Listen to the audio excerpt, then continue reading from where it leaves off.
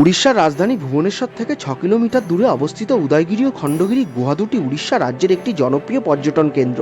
প্রত্যেক বছর এই গুহা দুটি দেখতে দেশ ও বিদেশ থেকে অসংখ্য ভ্রমণার্থীর আগমন ঘটে এখানে। কলিঙ্গ রাজা খারবেলের রাজত্বকালে জৈন সাধুগণের আস্থানা হিসাবে ব্যবহার করা হতো এই গুহা দুটি। খণ্ডগিরি পাহাড়ের একদম মাথা পর্যন্ত উঠে আসলাম। পেছন দিক হলো ভুবনেশ্বর এয়ারপোর্ট এবং ভুবনেশ্বর সিটি। এই যে আজকের ভিডিওতে আমরা জানবো উদয়গিরি ও খণ্ডগিরির ইতিহাস সম্পর্কে এবং আপনারা কিভাবে এখানে আসবেন, কি দেখবেন, টিকিট মূল্য কত, এই সমস্ত কিছু। আসার থেকে বৃষ্টি এখনো কমেনি। চলুন ভিডিওটি শুরু করা যাক। আর ভিডিওটি ভালো লাগলে চ্যানেলটি সাবস্ক্রাইব করে আমাদের পাশে থাকবেন। নিচের থেকে এতটা উপরে উঠে আসলাম, একদম সোজা রাস্তা।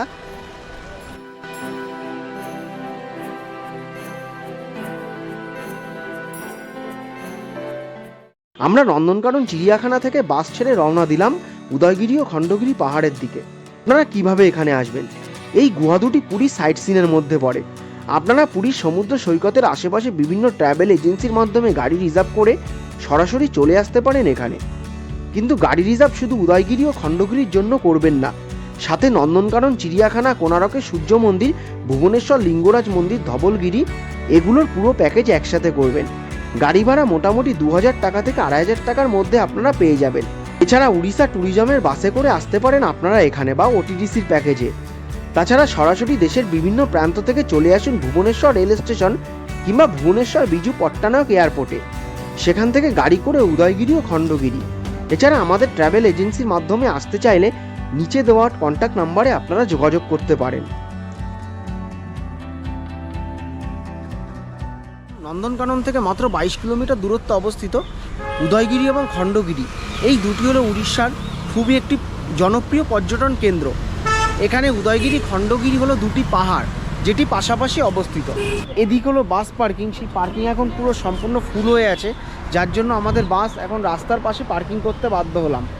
তো আমরা এখন হেঁটে হেঁটে যাব উদয়গিরি এবং খণ্ডগিরি পাহাড়ের দিকে। তো চলুন সেখানে গিয়ে আমরা যা ঘুরবো সব কিছুই আপনাদেরকে দেখাবো।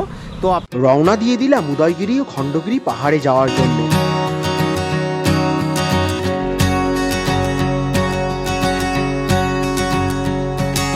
রাস্তা দিয়ে সোজা গেলে মোটামুটি 800 থেকে 900 মিটার হেঁটে গেলে উদয়গিরি এবং খণ্ডগিরি পর্বত।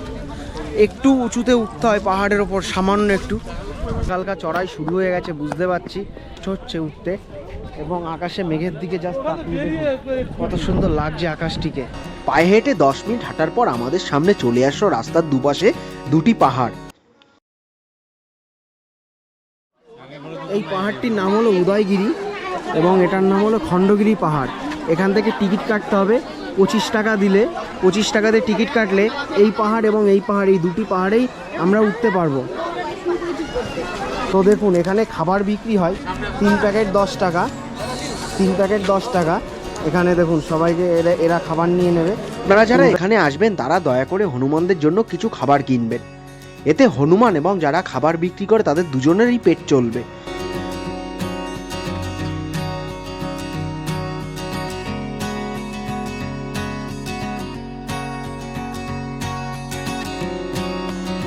উদয়গিরি, যার মানে হলো সূর্যোদয় পাহাড়।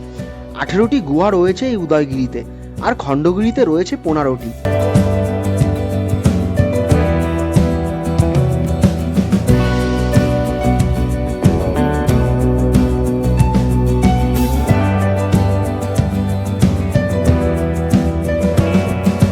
এখন ছাতা হাতে দাঁড়িয়ে আছি উদয়গিরির টিকিট কাউন্টারের সামনে। বাইরে প্রচণ্ড বৃষ্টি হচ্ছে, তো টিকিট কেটে নিয়েছি 25 টাকা। তো এই যে টিকিট কাউন্টার এবং 25 টাকা। এটি উদয়গিরি এবং খণ্ডগিরি এই দুটো পাহাড়ের জন্যই কার্যকর। আগে উদয়গিরি পাহাড় থেকে একটু ঘুরে আসি, তারপর খণ্ডগিরি পাহাড়ে ঢুকবো। চলতে শুরু করলাম উদয়গিরি পাহাড়ের দিকে।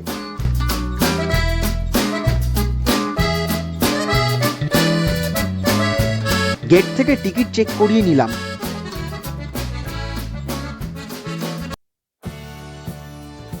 সপ্তাহে 7 দিন সকাল 9টা থেকে সন্ধ্যা 6টা পর্যন্ত খোলা থাকে উদয়গিরি ও খণ্ডগিরি পাহাড়।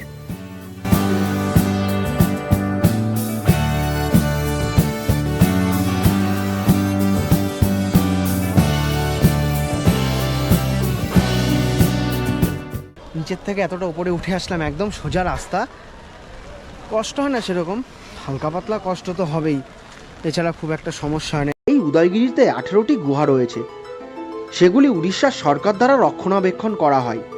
যীশুখ্রিস্টের জন্মের 200 সাল পূর্বে কলিঙ্গ রাজা খারবেলের সময় এই গুহাগুলি নির্মাণ করা হয়, সাধারণত জৈন সন্ন্যাসীদের নিরিবিলি তপস্যার জন্য।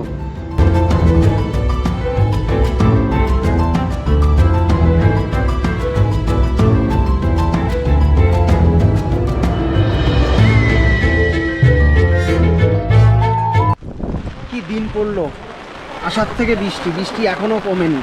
তো উদয়গিরি পাহাড়ের ওপর উঠে এখন ছাতা হাতে নিয়ে ব্লগ করতে হচ্ছে। তো ওই দূরে দেখা যাচ্ছে ভুবনেশ্বর শহর, সিটি ভালোভাবে বোঝা যাচ্ছে কিনা জানি না, দেখুন বিল্ডিং, ওটা ভুবনেশ্বর শহর, ওটা পুরো একদম পুরো মেঘে ঢেকে গেছে আকাশ, যদিও বা সিনারিটি খুবই সুন্দর লাগছে। মুষলধারে বৃষ্টির মধ্যে আমরা আরও ভালোভাবে দেখতে লাগলাম উদয়গিরির গুহাটিকে।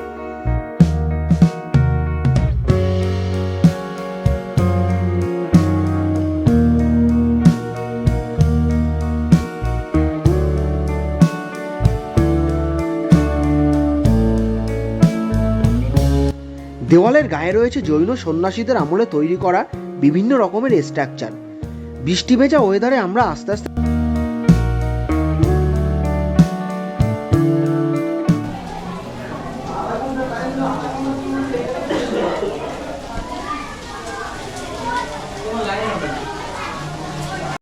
তো উদয়গিরি পাহাড়ের ওপর এসে এখানে একটি গুহার মতো, এখানে আদিম মানুষরা বসবাস করতো, তার স্ট্রাকচার দেখতেই পাচ্ছেন। তো এই ওপরে পাথরের নিচে আমি বসে আছি। আমরা আস্তে আস্তে গুহার আরও উপরে উঠতে লাগলাম।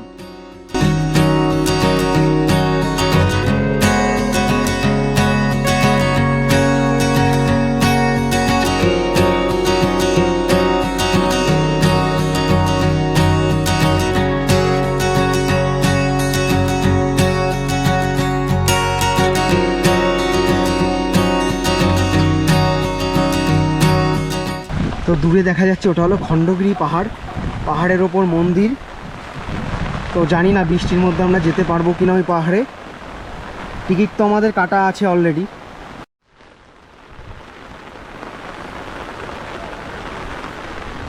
এখন বৃষ্টি আরও বেড়ে গেছে, প্রচণ্ড এখন বৃষ্টি হচ্ছে। একটু আগে বৃষ্টি কম হচ্ছিল, কিন্তু এখন আবার বৃষ্টি হঠাৎ বেড়ে গেল।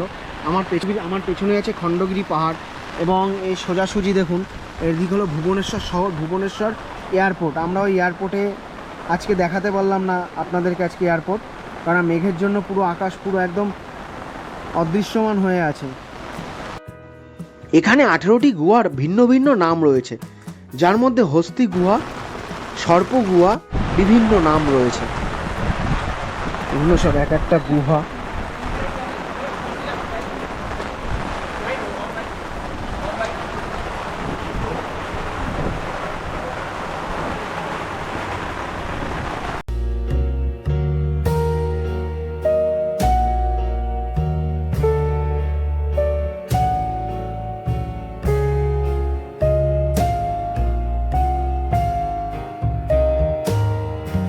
আমরা উদয়গিরি দেখে নিচের দিকে নামতে লাগলাম। বৃষ্টির জন্য অনেকটা সময় নষ্ট হয়ে যাওয়াতে আর বেশি কিছু আপনাদেরকে দেখাতে পারলাম না।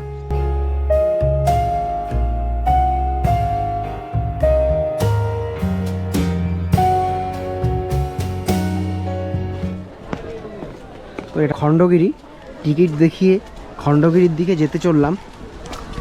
উদয়গিরি তো দেখা হয়ে গেল, এবং এখানে বাদরের উৎপাত আছে প্রচণ্ড। উঠতে লাগলাম খণ্ডগিরি পাহাড়ে। এখানে মোট গুহা আছে 15টি। উদয়গিরির প্রতিটি গুহা রক্ষণাবেক্ষণ থাকলেও খণ্ডগিরির প্রায় গুহা ভগ্নস্তূপে পরিণত হয়েছে। তো উদয়গিরিতে উঠতে যতটা কষ্ট হয়েছিল, খণ্ডগিরিতে উঠতে তার থেকে বেশি কষ্ট হচ্ছে। সিঁড়ি অনেকটা পুরো অনেকগুলো ধাপ, তো যার জন্য কষ্টটা একটু বেশি হচ্ছে। তো উঠে আসলাম খণ্ডগিরি পাহাড়ের শেষ সীমানা পর্যন্ত, খণ্ডগিরি পাহাড়ের একদম মাথা পর্যন্ত উঠে আসলাম। পেছন দিক হলো ভুবনেশ্বর এয়ারপোর্ট এবং ভুবনেশ্বর সিটি। এই যে ওই পাহাড়ে, উদয়গিরি পাহাড়ে মেঘের জন্য এটা দেখা যাচ্ছিল না, এখন মেঘ কেটে যাওয়ায় আরও সুন্দর ভিজিবিলিটি খুব সুন্দর আসছে। উদয়গিরি এবং খণ্ডগিরি এই দুটি পাহাড় থেকে আপনারা দেখে নিতে পারবেন প্রকৃতির এক অন্য রূপ।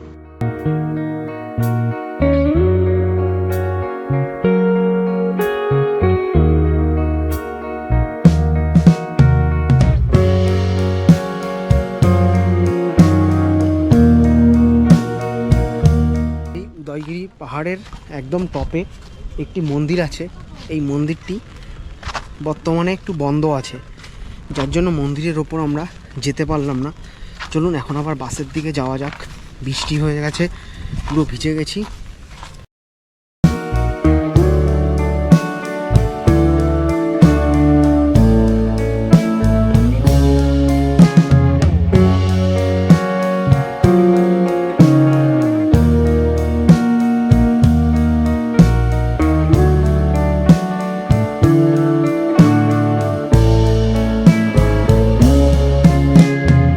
তো এখানে উদয়গিরি খণ্ডগিরি ঘুরতে ঘুরতে এবং সকালবেলা নন্দনকানন চিড়িয়াখানা ঘুরে শরীর খুব ডিহাইড্রেট হয়ে গেছে। তাই শরীরকে হাইড্রেট করার জন্য উদয়গিরি খণ্ডগিরির সামনে থেকে এক গ্লাস লেবুর জুস কিনে নিলাম। সত্যি খুব সুন্দর খেতে। প্রচণ্ড খিদে পেয়ে গেল, তাই তো এক বাটি ছোলা মাখা কিনে নিলাম উদয়গিরি এবং খণ্ডগিরি পাহাড়ের নিচের থেকে। আমরা উদয়গিরি ও খণ্ডগিরি দেখে সোজা চলে আসলাম পুরীর মালতীপুর বাস পার্কিংয়ে। এখান থেকে অটো করে রওনা দিলাম সমুদ্র সৈকতের দিকে। বাসে করে আসলে সবাইকেই পার্কিং থেকে 8 কিলোমিটার দূরে সমুদ্র সৈকতে গাড়ি করে যেতে হবে। পুরী পৌঁছানোর আগে আপনারা রাত্রেবেলা সুন্দর এই জার্নিটি উপভোগ করুন।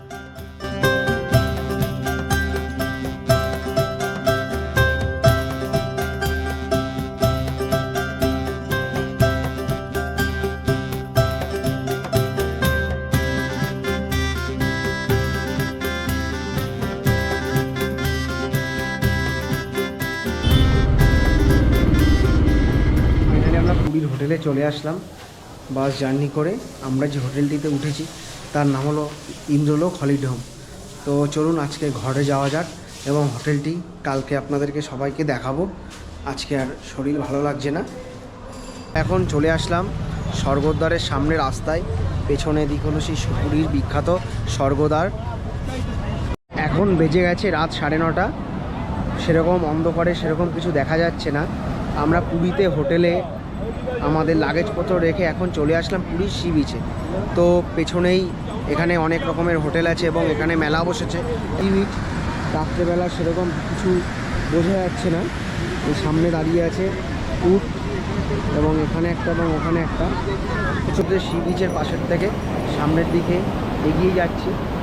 জলের চাপ অনেকটাই, জলের চাপ বেশি, কারণ এখন যেহেতু বর্ষার সময় তার কারণে জলের চাপটা অন্যান্য সময়ের থেকে অনেকটাই বেশি থাকবে।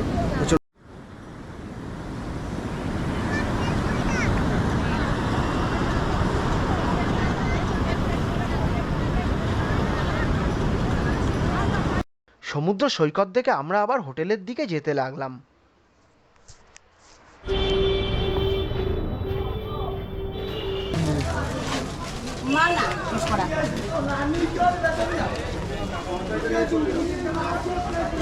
রাত্রিবেলার খাবার খেতে চলে আসলাম।